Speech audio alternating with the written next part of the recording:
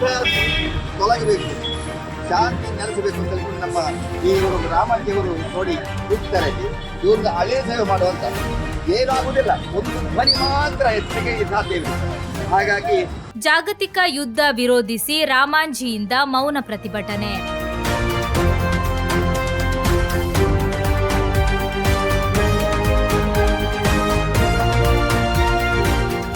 ಜಾಗತಿಕ ಯುದ್ಧದಿಂದ ಮಾನವ ಜನಾಂಗ ಹಾಗೂ ಪ್ರಕೃತಿಯ ಮೇಲೆ ನಡೆಯುತ್ತಿರುವ ಹಿಂಸೆಯನ್ನು ಖಂಡಿಸಿ ಮಕ್ಕಳ ಹಕ್ಕುಗಳ ಹೋರಾಟಗಾರ, ರಂಗಕರ್ಮಿ ಹಾಗೂ ಕನ್ನಡ ಉಪನ್ಯಾಸಕ ರಾಮಾಂಜಿ ನಮ್ಮ ಭೂಮಿಯವರು ಶನಿವಾರ ಮಣಿಪಾಲದ ಟೈಗರ್ ಸರ್ಕಲ್ ಬಳಿ ಏಕಾಂಗಿಯಾಗಿ ಮೌನ ಪ್ರತಿಭಟನೆ ನಡೆಸಿದರು.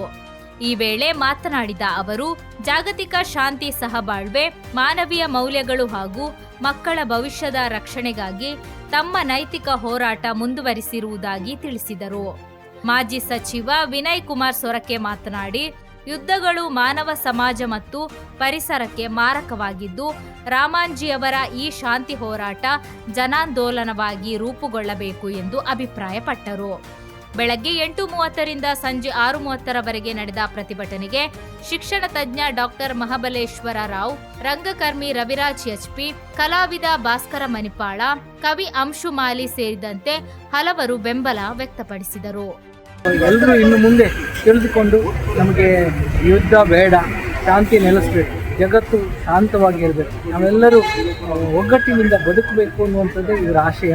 ಈ ನಿಟ್ಟಿನಲ್ಲಿ ಅವನ ಪ್ರತಿಭಟನೆ ವಿಶ್ವ ಮಟ್ಟಕ್ಕೆ ವ್ಯಾಪಿಸಲಿ, ಈ ರೀತಿ ಪ್ರತಿಭಟನೆ ಆಗ್ತಾ ಇರುವಂಥದ್ದು, ಮಾಡ್ತಾ ಇರುವಂಥ ಯುದ್ಧ ಮಾಡ್ತಾ ಇರುವಂಥ ದೇಶಗಳಿಗೂ ಗೊತ್ತಾಗಲಿ, ನಿಲ್ಲಿಸುವಂಥ ಪ್ರಯತ್ನ ಅವ್ರು ಮಾಡಲಿ ಅಂತ ಹೇಳ್ತಾ ಅವರ ಮೌನ ಪ್ರತಿಭಟನೆಯನ್ನು ನಾವು ಗೌರವದಿಂದ